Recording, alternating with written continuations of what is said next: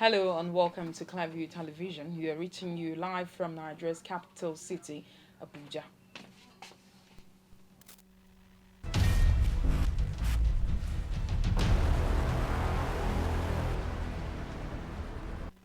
Three suspects in the murder of little Hanifa, arraigned in court, deny having a hand in her murder.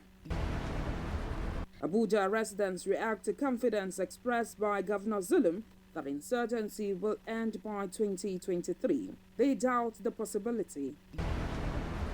Russia begins withdrawal from Ukraine.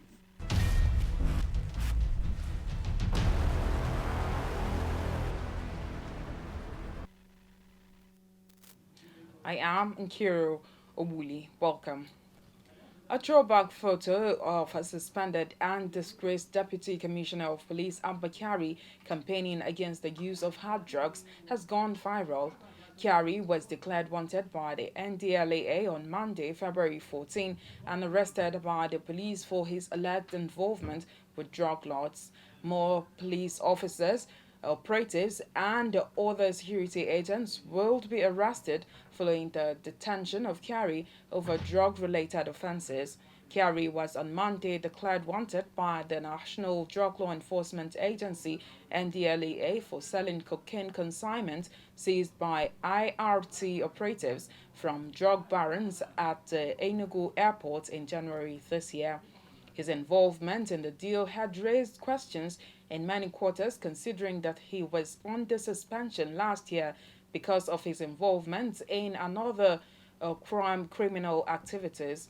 The latest scandal involving the suspended Kyari came to the fore on Monday, a few hours after the Super Cup was declared wanted by the NDLEA over his involvement in a 25-kilogram cocaine deal.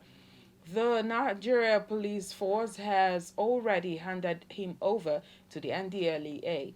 The arrest of Kyari dominated discussion at the force headquarters Abuja since the news broke.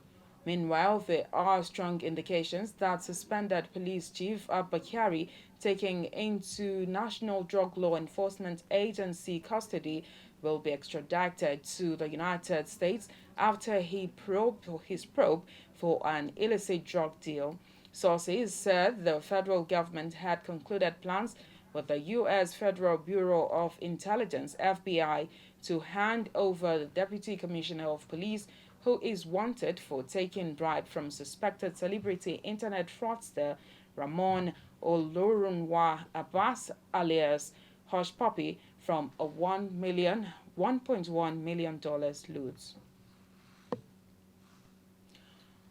The Delta State Police Authorities has confirmed the arrest of two suspects over the death of a 19-month-old baby allegedly flogged to death at a Rise and Shine nursery and primary school, Asaba, the Delta State capital. The 19-month-old Alade Obinna Ohana Boeze was allegedly inflicted with multiple cane injuries by the son of the school proprietors, Emeka Nwogo, after the hands and feet of the pupil was tied. Mother of the deceased, Gift Ohanabueze, even in pains, managed to speak on her last moments with her child. As I was making noise, creating the scene for the teacher to come out, students from the class, pupils came out. I said, "Big mommy, our big mommy and uncle, one auntie, that used me now with one hand, left hand and leg, and was popping him like a goat." And I said, "Who is big mommy?" They pointed at the proprietress, the same woman I met last night. I said, "Okay, so now you flog them. Which people hold them leg and hand with tire?" The son came out from the school, looked me in my face and said, "And him." Grandmother of the deceased, Francesca Ogiakuza, narrated her encounter with the proprietress just before the toddler finally gave up the ghost. Say, you took somebody's milk from somebody's bag and gave my grandchild. Is that what you're telling me? Okay, because of that, you now tie his leg, tie his hands, put it on top of that foam, you close that door. You and your son and your teacher flog him very well the wall. You pour him water.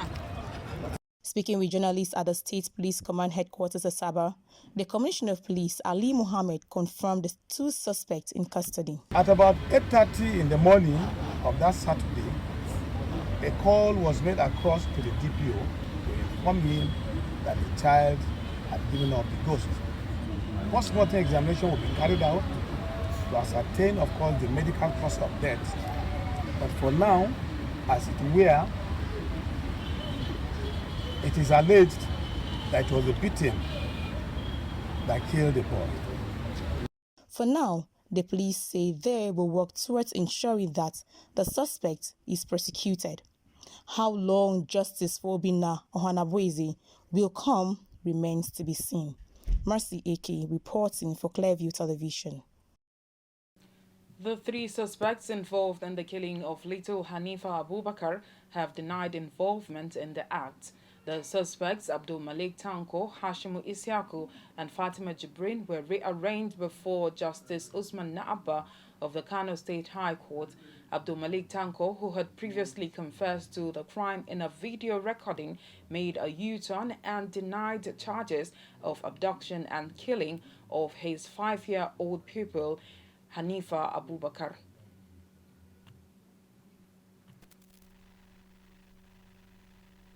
Recall 6-year-old Hanifa, who was brutally murdered and butchered by her school principal? Well, the principal, who had previously confessed the crime, has pledged not guilty in a sitting. The State Attorney General and Commissioner for Justice, Musa Lawal, who leveled charges of criminal conspiracy, kidnapping, concealing and keeping in confinement against the suspect.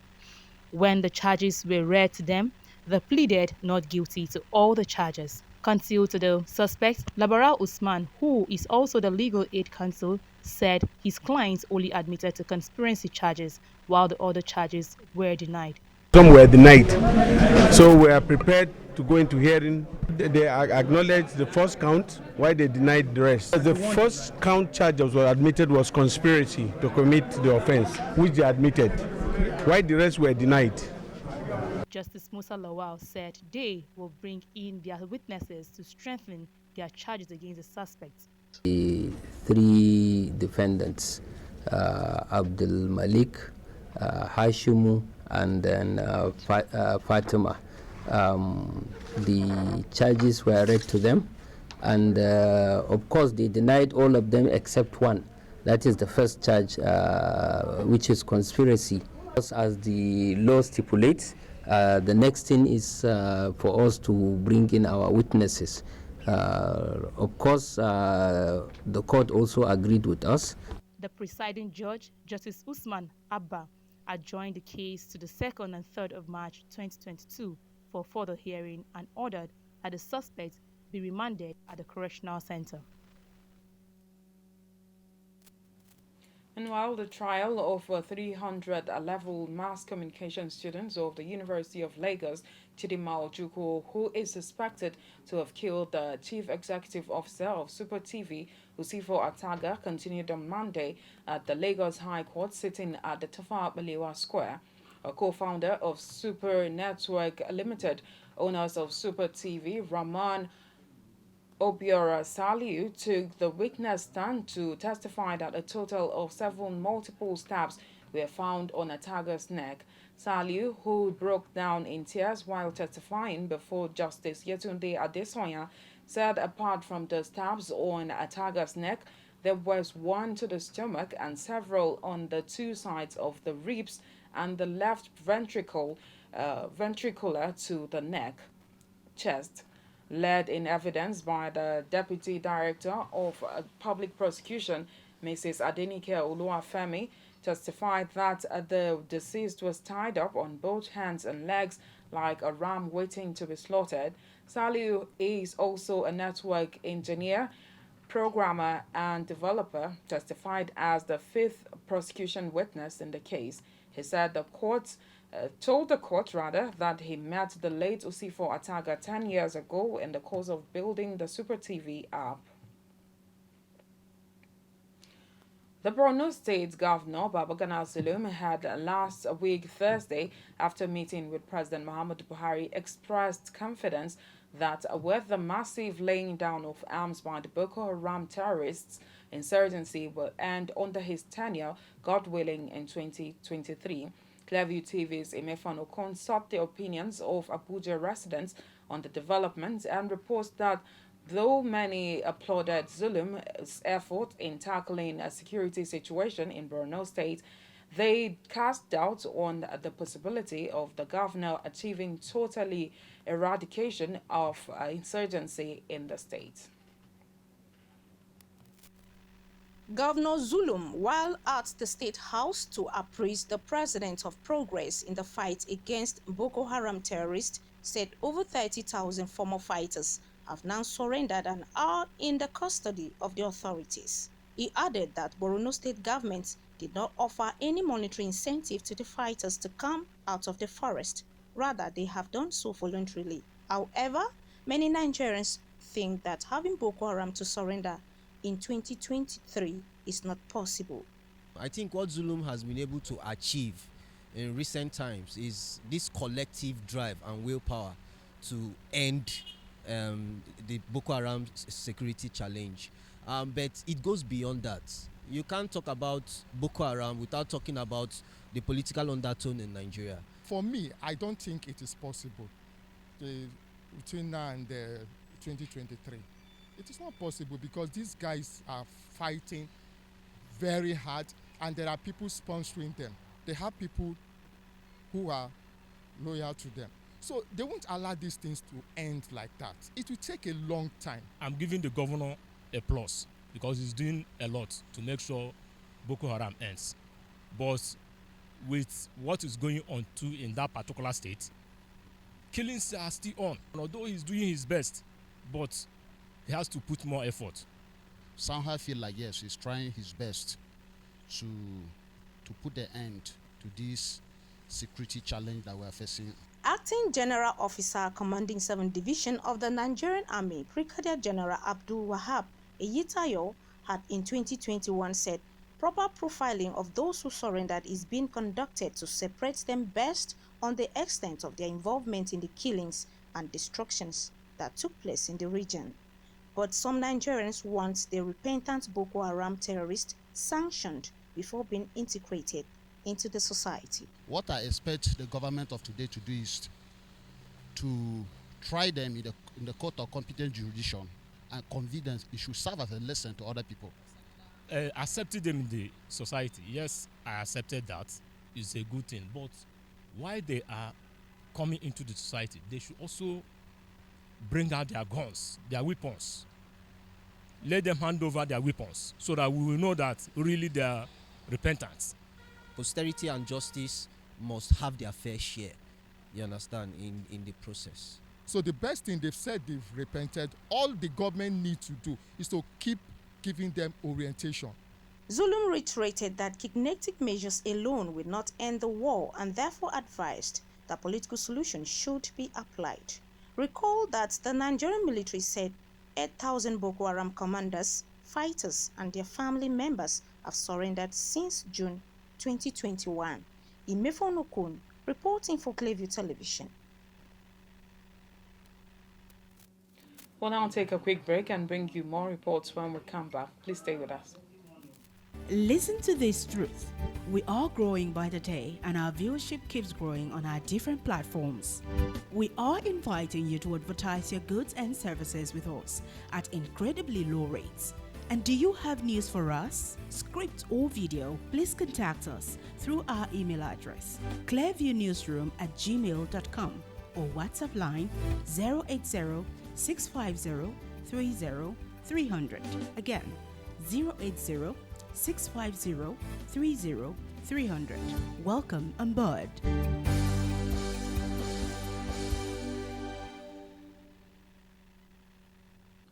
Resident electoral commissioners met in Abuja this Tuesday to review the conduct of the November 6, 2021 Anambra governorship election and the just concluded local council elections in the Federal Capital Territory. The meeting was also to evaluate the challenges and how this could be addressed before the conduct of by-elections in 4 states of the Federation to fill 6 vacancies in the House of Representatives and some state houses of assembly. Of particular interest are the forthcoming Ekiti and Ocean governorship election. Top on the agenda is the frequent technological glitches associated with the introduction of the bimodal voter accreditation system. Addressing the opening session, the INEC chairman, Professor Mahmoud Yakubu, thanked all INEC staff, political parties, and the media for their support that led to the successful conduct of the past elections. He called for continued collaboration and support from all to guarantee more successes in the future elections. In addition to the by-elections, the end of tenure Ekiti and Oshun governorship elections are fast approaching. Party primaries for Ekiti election ended on 29th January 2022. The Commission has already displayed the personal particulars of the candidates in our state and local government offices in Ekiti State as required by law. For the Oshun State election, party primaries begin tomorrow, 16th February, and end on 12th March 2022. The governorship election in Ekiti State will hold on Saturday, 18th June, while that of Oshun State will be conducted a month later on Saturday, 16th July 2022. Even as we continue to conduct elections, the continuous voter registration exercise, which started in June last year, is now in its third quarter. In view of the forthcoming elections, the Commission has decided to devolve the exercise to ward level in both Ekiti and Oshun states to enable more citizens register. Similarly, in order to provide more eligible voters with the opportunity to register, the Commission is considering the devolution of the exercise nationwide beyond our state and local government offices where the registration currently takes place. The devolution of the CVR exercise to other designated centers is one of the major issues for discussion at this meeting.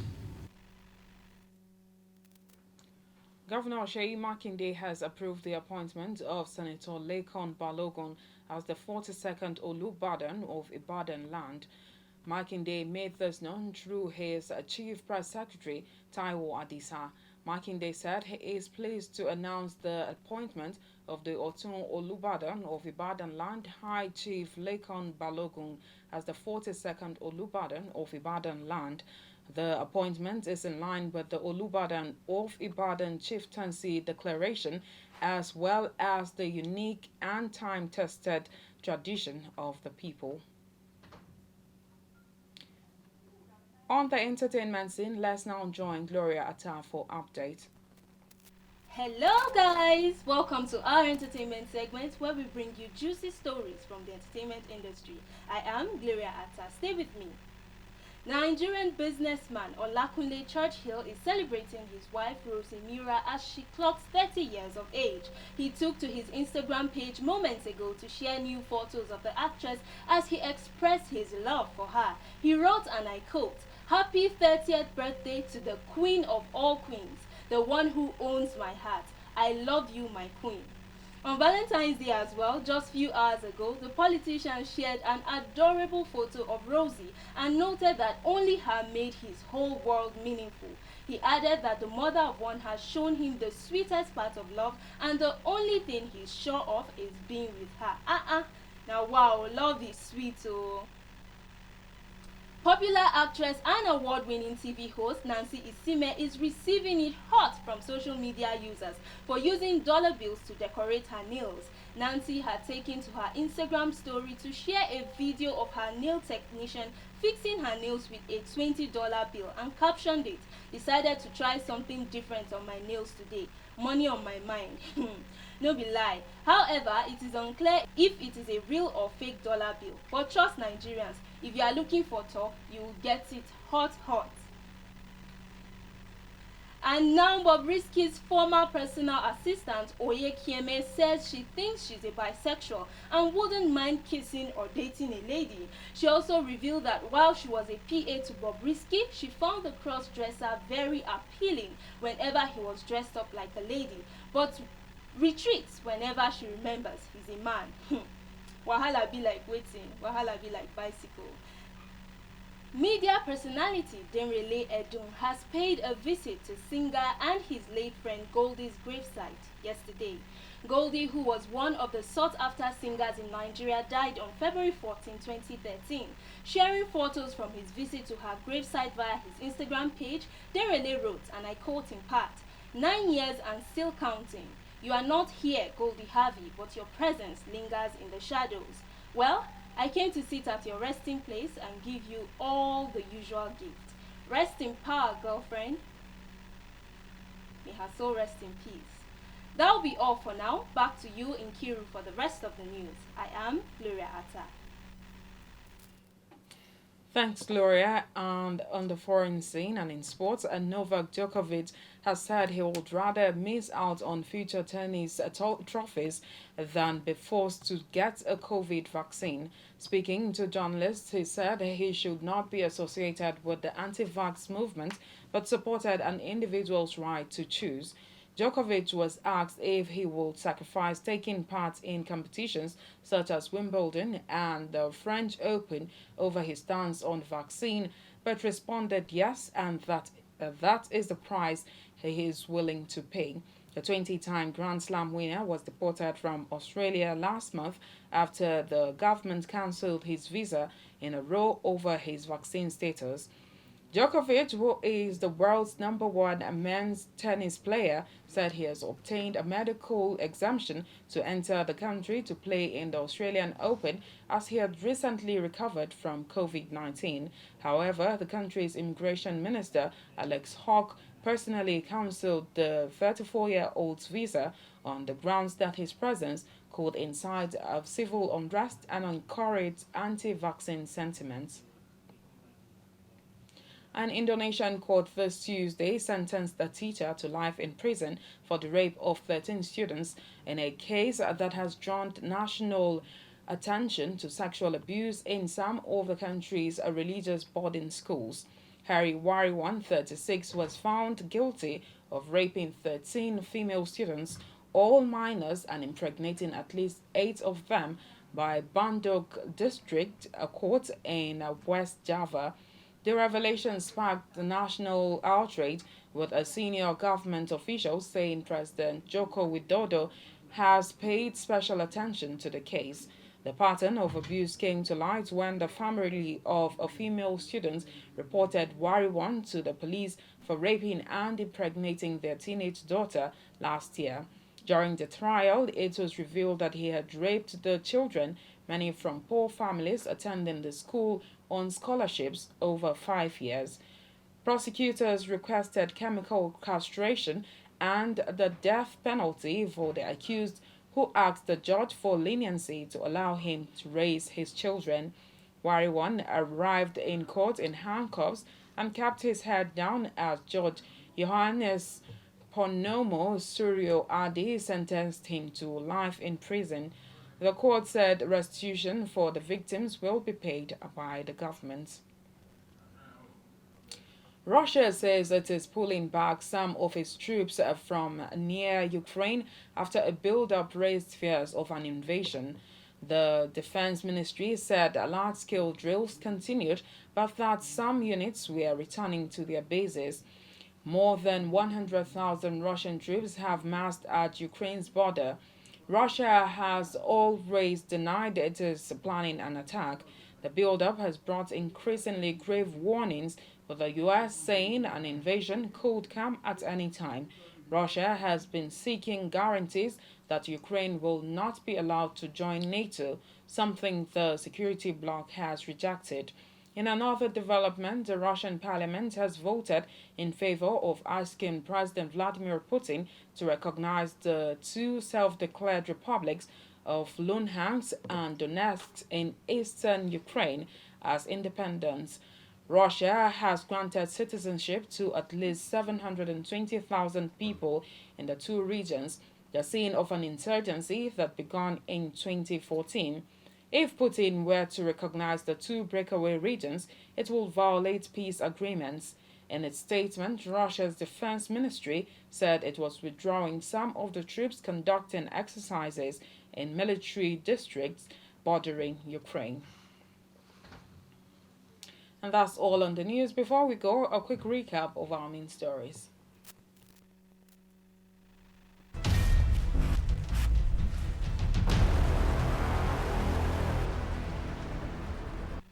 Emotions flow as three suspects involved in the killing of little Hanifa Abubakar have denied involvement in the act. The suspects, Abdul Malik Tanko, Hashimu Isiaku, and Fatima Jibrin, made the denial when they were rearranged before Justice Usman Naabba of the KANO State High Court.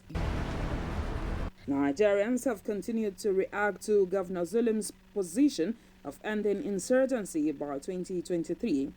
Some Abuja residents bared their minds when Clearview TV's Emefon Okon sampled opinions on the possibility of ending the decade-long insurgency. We also told you that Russia has begun pulling back some of its troops from its border with Ukraine after a build-up raised fears of an invasion. The Defense Ministry said large-scale drills continued, but some units were returning to their bases. More than 100,000 Russian troops have massed at Ukraine's border, but Russia has always denied planning an attack.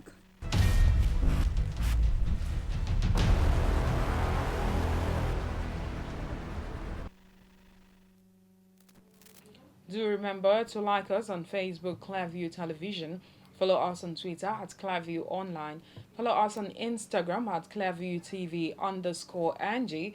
And also remember to subscribe to our YouTube channel, Clearview TV.